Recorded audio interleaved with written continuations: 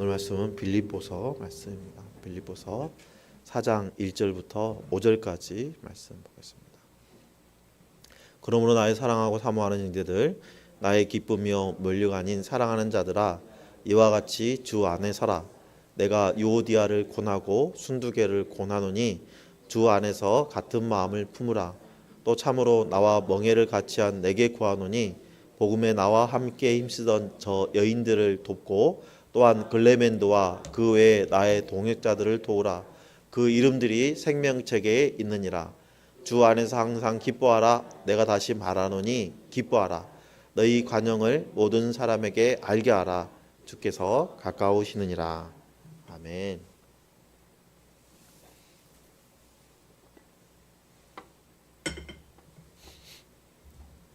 대림절이 시작되는 12월은 국가적으로 참으로 엄청난 사건이 일어나서 자칫 엄청난 혼란에 빠질 뻔했습니다.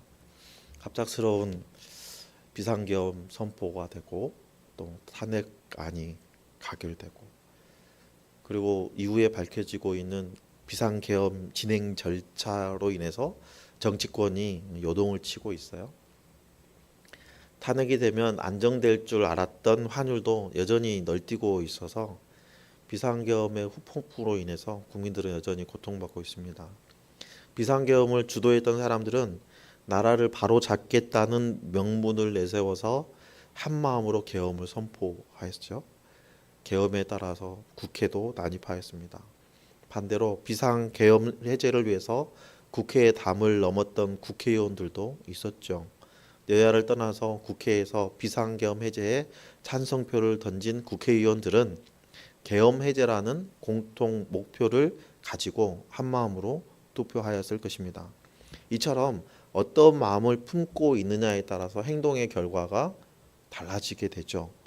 특정 공동체가 한 마음을 품고 한마음으로 좋은 마음을 품었다면 그들은 좋은 일을 행하게 될 것이지만, 한 마음으로 악한 마음을 품었다면 당연히 악한 일을 행하게 될 것입니다. 세상 만사 마음먹기에 달려있다는 일체 유심조라는 말이 있죠. 꼭 원어대사의 해골물 이야기를 하지 않더라도 일상에서 종종 접하게 되는 일들이죠.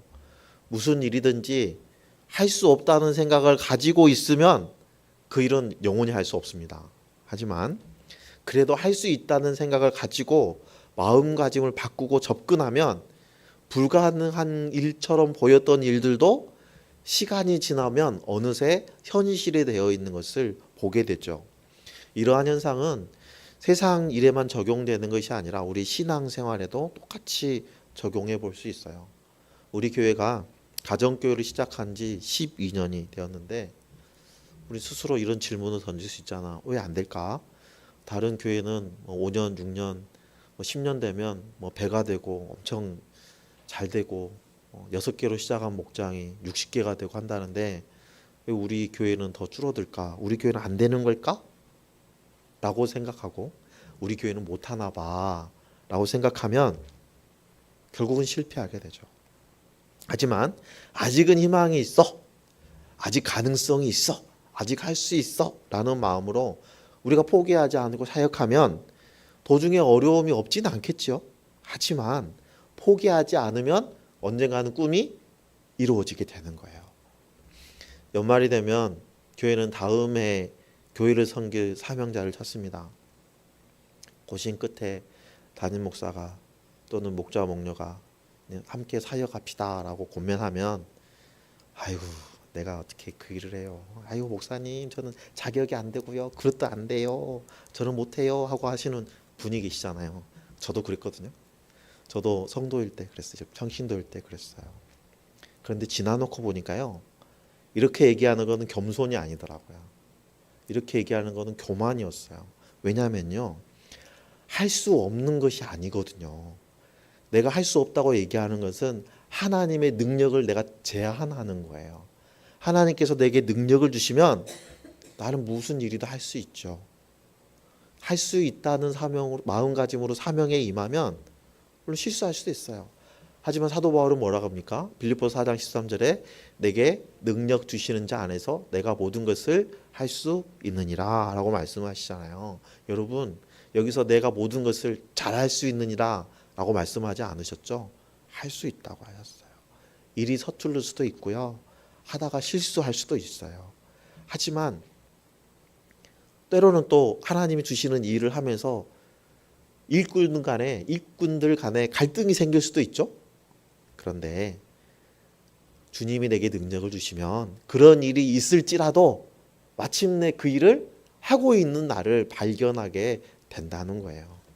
오늘 본문에서도 빌립보 교회는 갈등이 있었어요. 그 갈등으로 인해서 하나님 주신 사명을 이행하는데 어려움이 있었거든요. 그래서 사도 바울이 급하게 교회를 향해서 편지를 썼고 교회를 향해서 하나됨을 강조하는 편지를 썼어요. 그래서 왜 하나가 되어야 되는지 우리가 이 시간 같이 살피고 성도들이 그럼 한 마음이 돼서 행해야 될 일이 무엇인가 우리가 알아서 하나님의 뜻대로 하나님이 기뻐하시는 헌신자가 다 될 수 있기를 예수님의 이름으로 축복합니다. 오늘 우리가 읽었던 1절 본문을 보면요. 그러므로 나의 사랑하고 사모하는 자들 나의 기쁘며 면류관인 사랑하는 자들아 이와 같이 주 안에 서라 라고 말씀하세요. 그러므로 라는 단어가 있는 걸 보니까 1절 말씀이 어떤 권면의 결론적인 그런 부분이 되는 걸 알 수 있죠. 1장부터 3장까지의 내용 중에 내용들을 통틀어서 그러므로 라고 시작한다는 것은 그러한 설명들을 결론적으로 얘기하면 주 안에 서야 된다라는 말이죠. 그렇다면 주 안에 서는 것, 이 주 안에 서는 것은요. 믿음으로 서 있는다는 것을 의미하거든요. 믿음으로 주님 안에서 주님을 바라보면서 주님이 주신 능력으로 강건케되어서 주님이 주신 힘으로 일어나서 서 있으라는 얘기예요. 여기서 서다라고 번역된 단어는요. 버티다, 지속하다라는 의미를 가지고 있어요. 사실은 우리는 서다라고 표현을 했지만 뉘앙스는 버티다에 가깝습니다. 견디다에 가까워요.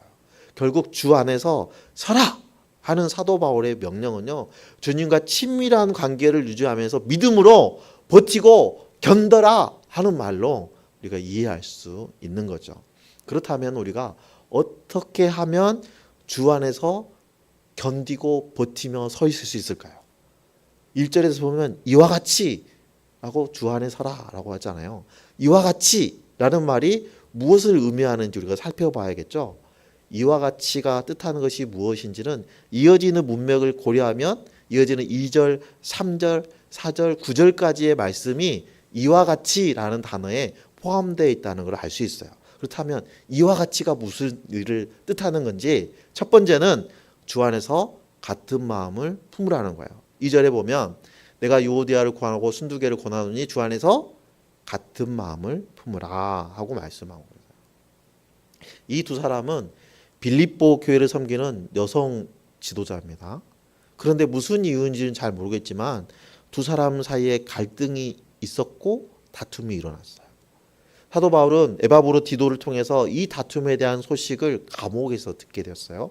이 다툼으로 인해서 함께 그리스도의 멍에를 진 동역자들이 좋지 않은 영향을 받고 있다라는 소식을 듣고 급하게 편지를 써서 빌립보 교회에 보냈어요. 그 편지의 주된 내용이 마음을 같이 해서 같은 사랑을 가지고 뜻을 합하여서 사역하라 하는 내용이죠. 그렇다면 사도 바울이 말씀하시는 같은 마음이라는 건 무엇을 뜻하는 걸까요? 빌립보서 2장 2절 5절까지의 말씀 우리 한번 합독하겠습니다. 마음을 같이하여 같은 사랑을 가지고 뜻을 합하여 한 마음을 품어 아무 일에든지 다툼이나 허영으로 하지 말고 오직 겸손한 마음으로 각각 자기보다 남을 낮게 여기고 각각 자기 일을 돌볼 뿐더러 또한 각각 다른 사람의 일을 돌보아 나의 기쁨을 충만하게 하라. 너희 안에 이 마음을 품으라. 곧 그리스도 예수의 마음이니 라고 말씀하세요. 유오디아와 순두개에게 사도 바울이 권하는 유도가 순두개뿐만 아니라 빌립보 교회에 있는 동역자들에게 사도 바울이 원하는 한 마음은 예수 그리스도의 마음이에요. 그렇다면 여러분 예수 그리스도의 마음이라는 게 무엇을 의미하는 걸까요? 빌립보서 2장 6절 11절까지 그 계속된 내용의 주제는요, 그리스도의 순종에 대해서 강조하고 있어요. 그리스도께서 하나님과의 본체이시지만 십자가에 죽기까지 순종하셨다는 것을 강조하고, 그 순종을 본받아서 무슨 일에든지 불평과 원망과 시비 없이 순종하라 하고 말씀하고 있는 거예요. 하나님의 흠 없고 순전한 자녀가 되기 위해서 오직 생명의 말씀을 굳게 붙잡고 순종함으로 사명을 감당하라는 거죠. 그러므로 1절 2절 말씀을 합쳐서 우리가 생각해 보면, 주 안에서 같은 마음을 품는다는 것은 주 안에서 예수 그리스도의 마음을 품고 믿음으로 함께 서서 견디는 것입니다. 사도 바울이 빌립보 교회를 향하여 강조하는 것 두 번째는요, 동역자를 도우라는 거예요. 3절 말씀에 보면, 참으로 나와 멍에를 같이 한 내게 구하노니 복음에 나와 함께 힘쓰던 저희들을 돕고 또한 글레멘도와 그 외에 나의 동역자들을 도우라. 그 이름들이 생명책에 있느니라 하고 말씀하세요. 여러분, 멍에를 같이 한다는 것은요, 하나님께 주신 사명을 함께 행하고 있다는 거예요. 그 동역자들을 도와야 되는 그 이유로 제시한 거는요, 무엇을 제시했냐면 하나님의 생명책에 우리의 이름이 함께 기록되어 있기 때문이라고 말씀하고 있어요. 구약에서는요, 하나님의 뜻에 합당한 의인들은 생명책에 기록이 되고 악을 행하는 악인들은 생명책에서 지워졌다고 생각을 했어요. 그래서 시편 69편에 보면요, 그들을 생명책에서 지우사 의인들과 함께 기록되지 말게 하소서라고 간청하고 있죠. 따라서 나와 같이 생명책에 기록된 사람이라면 같이 싸울 사람이 아니라는 거예요. 적군이 아니라는 거예요. 누구라고요? 가족이라는 거죠. 그렇죠? 동지라는 거예요.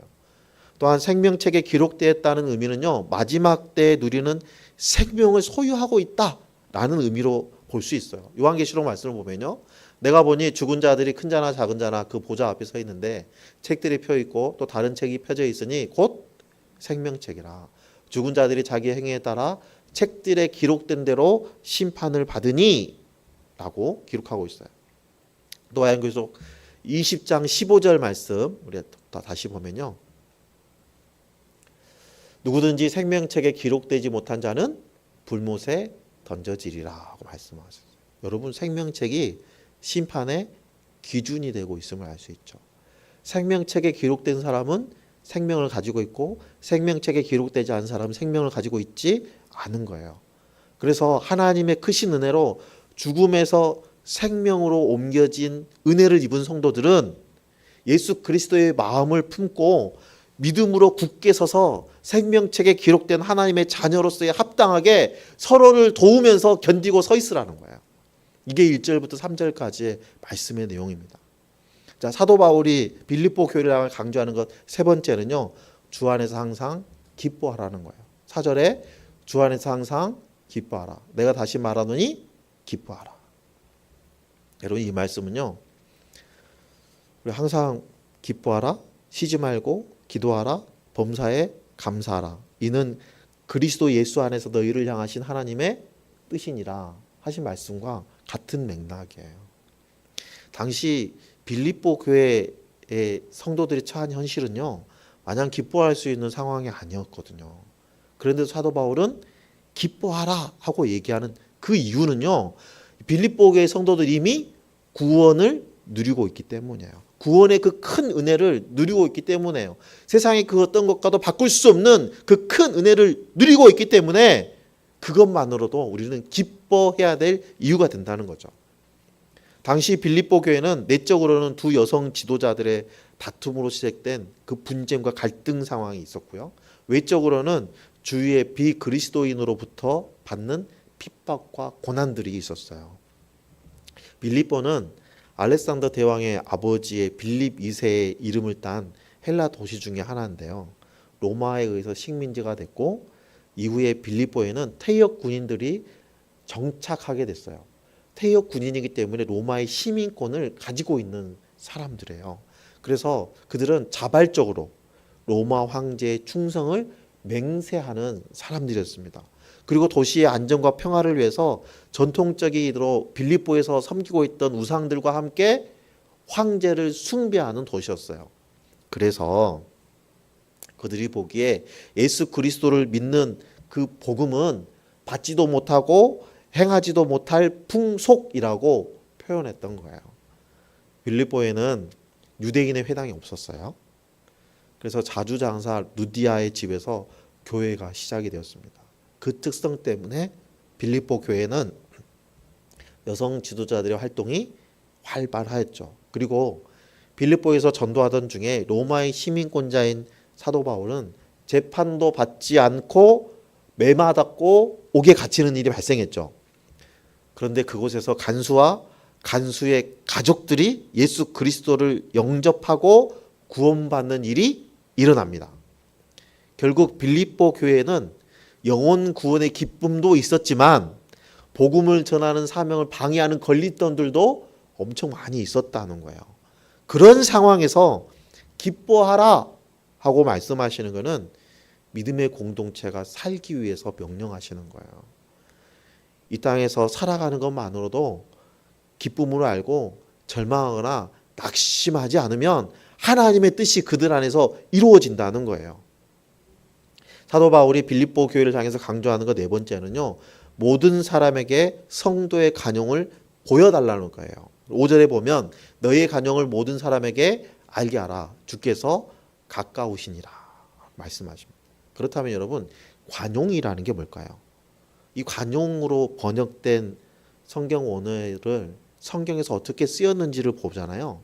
그러면 세상을 통치하는 데 있어서 하나님의 은혜로우심과 자비로우심, 또는 왕이나 선지자나 그리고 경건한 사람들의 행동을 표현하는 용어로 쓰였어요. 그러니까 이거는 우리 마음대로 내가 원하는 대로 행동하는 그런 행동이 아니라 하나님을 의식하면서 하나님의 뜻대로 행동하려는 모습들을 우리는 관용이라고 표현하고 있다는 걸 알 수 있어요. 오늘 본문은 기독교인과 비기독교인이 함께 살 때 지켜야 될 그 규칙으로 관용이라는 것을 제시하고 있습니다. 그렇다면 관용을 알게 하는 성경의 실제적인 예는 무엇이 있을까요? 오늘 사도 바울에서도 빌립보 지역에서 사역하였던 사도 바울의 일화에서도 우리는 찾을 수 있죠. 빌립보 지역에서 전도하던 사도 바울과 실라는 무고하게 매를 맞고 감옥에 갇혔어요. 바울이 애초에 내가 로마 시민권자라고 밝혔다면 매를 맞지도 않았을 것이고 감옥에 갇히지도 않았을 거예요. 감옥에 혹시나 갇혔다 할지라도 내가 로마 시민권자라고 했다면 바로 풀려날 수도 있었어요. 그런데 끝까지 숨기고 있다가 나중에 아침에 풀어줄 때 내가 로마 시민권자라는 걸 밝히죠. 일이 다 끝났는데 세상 사람의 기준에 봤을 때는 이제 말하면 뭐해? 미리 얘기했어야지 라는 순간이에요. 사도 바울은 뭐라 그랬죠? 그 상관이 직접 나에게 와서 나를 데리고 나가지 않으면 감옥에서 나가지 않겠다. 자, 이렇게 됐을 때는 상관은 어떤 위협을 받게 되는 거냐면요. 로마 시민권자를 재판도 없이 때린 그 실수를 황제로부터 또는 총독으로부터 책망받을 것이 두려워지는 거예요. 그러면 자기는 그 자리를 잃게 되고 심지어는 황제에 대한 반역으로 강구해서 목숨을 잃을 수도 있는 상황이었어요.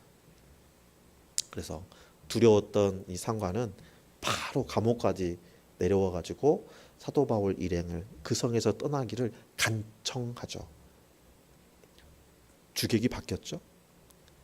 사도 바울 일행은 상관이 와서 자신을 인도했기 때문에 아주 자유로운 몸, 떳떳한 몸으로 감옥에서 나와서 누드야의 집을 방문하였고 데살로니가로 향하게 됩니다. 여러분, 사도 바울 일행이 옥에서 떡떡한 자유인의 신분으로 나온 모습을 빌립보 교회 교인들이 봤을 때 어떤 마음, 어떤 생각이 들었을까요?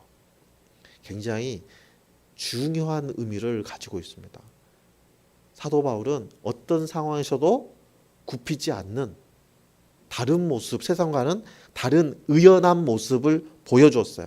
사도 바울은 자기가 가지고 있는 능력으로 자기가 하는 그 신분으로 분명히 그 일을 피할 수도 있었지만 자기가 능력이 있는 것을 온유함으로 자제하였고 결국 한 가정을 하나님 앞으로 인도할 수 있었어요.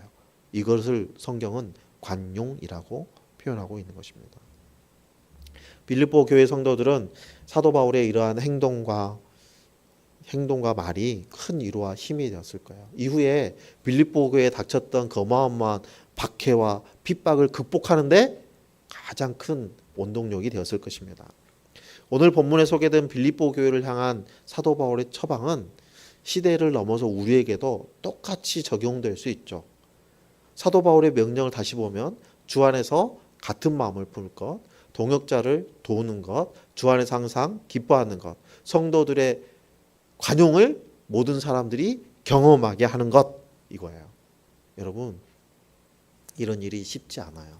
하지만 한 마음으로 교회를 세우는 일에 작은 힘이라도 보태겠다는 마음 자세로 행하면 언젠가는 그 열매를 보게 될 것입니다. 성도들이 누리는 참된 기쁨은 세상에서는 줄 수 없는 거예요. 그 기쁨은 한 영혼 구원했을 때 비로소 누릴 수 있는 거예요. 한 영혼 구원하기 위해서라면 내가 조금 손해볼 수도 있고, 한 영혼 구원하기 위해서라면 내가 기쁨으로 그들을 섬길 수 있는 거예요. 그런데 여기서 굉장히 중요한 거 하나가 빠져 있어요. 그건 바로 기도하는 겁니다. 그래서 사도 바울은 이어지는 6절 말씀에 이렇게 얘기해요. 아무것도 염려하지 말고 다만 모든 일에 기도와 간구로 너희 구할 것을 감사함으로 하나님께 아뢰라. 내가 이 일을 할 수 있을까? 염려하지 말라는 거예요. 나 같은 사람이 어떻게 영혼 구원할 수 있을까? 근심하지 말라는 거예요. 사역하다 어려움 당했을 때 그걸로 절망하지 말고 근심하지 말고 사역 자체에 동참할 수 있었다는 것 자체에 감사함으로 기쁨으로 알고 하나님께 기도하고 맡기면 하나님이 그 일을 하신다는 거예요. 나는 그저 하나님의 도구로서 그 역할만 감당하면 되는 거죠. 여러분, 우리는 스스로 빚을 낼 수 없어요. 그런데 하나님께서 우리에게 뭐라 그랬어요? 너희는 세상의 빛이라 그랬잖아요. 우리는 빚을 낼 수 없는데 그럼 어떻게 빚을 낼 수 있겠습니까? 우리는 하나님의 생명의 빛을 반사시키는 반사체예요. 우리는 스스로 빛을 낼 수 없지만 하나님 우리에게 비춰주시는 빛을 세상 사람들에게 반사시켜 줄 수는 있거든요. 이것이 관용입니다. 여러분, 우리에게 비춰주시는 그 생명의 빛을 그들에게 비추게 해서 그들이 하나님을 알게 되는 것, 이게 관용의 목적이에요. 하나님의 빛을 반사시키는 과정에서는요, 반드시 어려움이 있을 수 있고요. 서로 간에 의견이 맞지 않아서 갈등이 생길 수도 있어요. 그럴 때 우리가 잊지 말아야 할 것은 내 의를 세우는 것이 아니라 어떻게든 예수 그리스도의 마음을 품고 하나님의 뜻이 무엇인지를 찾고 그걸 이루어내는 거예요. 그래서 스스로에게 자주 물어봐야 됩니다.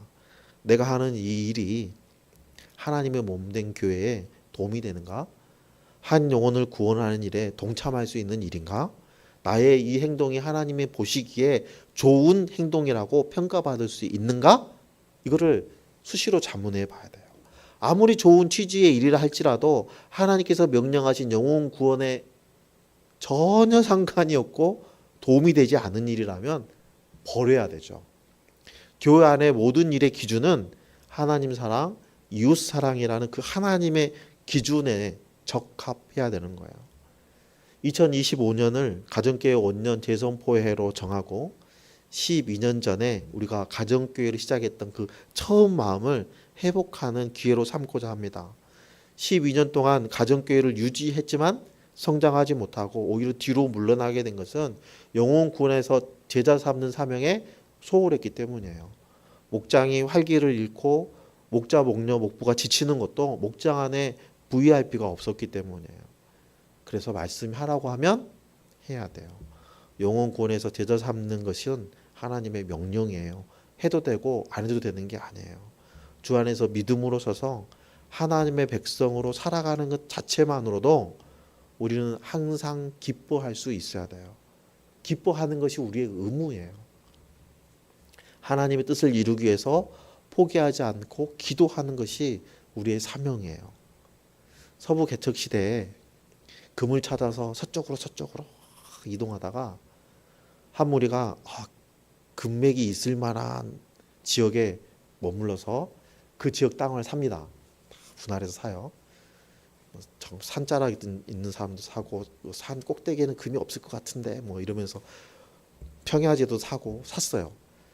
한 달이 지나고 두 달이 지나고 1년이 지나도 금이 발견되지 않습니다. 모두가 지쳐갈 때쯤 됐는데 산자락 밑에 쪽에서 금이 발견된 거예요. 이 사람들이 어떻게 해요? 그쪽에서는 금이 안 나온다 했는데 금이 나오니까 모두 다 그 주변 땅을 다 매입하기 시작합니다. 그래서 또 열심히 또 파겠죠? 열심히 파요. 한 달이 지나고 두 달이 지나고 6개월이 지나니까 돈이 떨어지잖아요. 그럼 어떻게 하겠어요? 평야지대에 사놨던 땅을 매각하고 그 돈으로 또 열심히 파는 거예요. 그런데 자기가 팔았던 그 평야지대의 땅에서 금이 발견됐어요. 자기가 파다 안 돼가지고 포기하고 여기 왔는데 거기 땅을 산 사람은 얼마 지나지 않아서 금맥을 발견해서 부자가 된 거예요. 조금만 더 팠으면, 조금만 더 견뎠으면 그 사람도 금을 채굴을 했겠죠. 여러분 그런 거 있지 않나요? 아파트 값이 안 오르다가 내가 아파트 팔면 아파트 값 오르죠. 주식도 다 지고 있다가 아유 이제 더 이상 가망이 없네 하고 딱 매매하면 오르잖아요. 신앙도 마찬가지예요. 우리 신앙도 마찬가지예요. 한 영혼 구원하는 것도 마찬가지예요. 열심히 섬겨도 변화되지 않은 사람이 있어요. 그래서 지쳐서 포기하는 경우가 종종 발생해요. 그런데 여러분 목자 컨퍼런스에 가잖아요.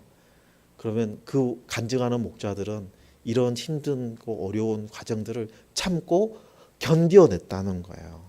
도무지 변할 것 같지 않은 사람이 10년이 지나고 20년이 지나고 나니까 어떤 특정한 기회에 변화되는 것을 보게 됐다는 거예요. 그리고 그가 변화된 걸로 그치는 게 아니라 지금 목자로 사명을 감당하고 있다는 간증들을 우리는 종종 듣게 되잖아요. 여러분 열매를 맺기 위해서는 반드시 고통의 과정을 지나야 됩니다. 그 고통의 과정을 통해서 우리가 재련되고 연단되고 하나님의 뜻에 합당한 사람으로 만들어지는 거예요. 여러분 그렇게 내가 준비가 되면 하나님께서는 하나님의 양을 우리에게 맡겨주시는 거예요. 베드로에게 예수님이 뭐라 그랬죠? 내가 나를 사랑하느냐. 그리고 내 양을 치라고 하셨죠. 네 양을 친 게 아니라 내 양을 치래요. 하나님께서는 하나님의 양을 맡기실 사람을 지금도 찾고 계시는 거예요. 오늘 우리에게 주신 말씀을 기억해서 예수 그리스도의 마음을 함께 품고 주님의 몸된 교회를 세우는 일에 함께 동역하면서 한 영혼 구원하여 제자로 세우는 일로 인해서 함께 기뻐하고 어려움이 닥치더라도 포기하지 않고 끝까지 사명을 견디고 감당해냄으로써 모든 사람에게 하나님의 영광을 드러내는 저와 여러분들 되게 소망합니다.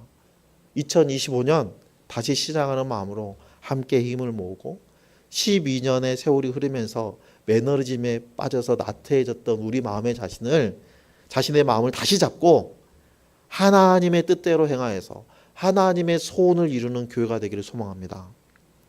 하나님의 뜻을 행하는 과정에서 어떤 어려움이 있더라도 낙심하지 않고 이미 구원받아서 우리가 이미 생명책에 기록되어 있다는 것만으로도 감사하고 끊임없이 기도함으로써 갈등을 극복하고 기쁨으로 사역을 감당하는 저와 여러분들의 남은 일생이 되기를 예수님의 이름으로 축원합니다. 이 시간 우리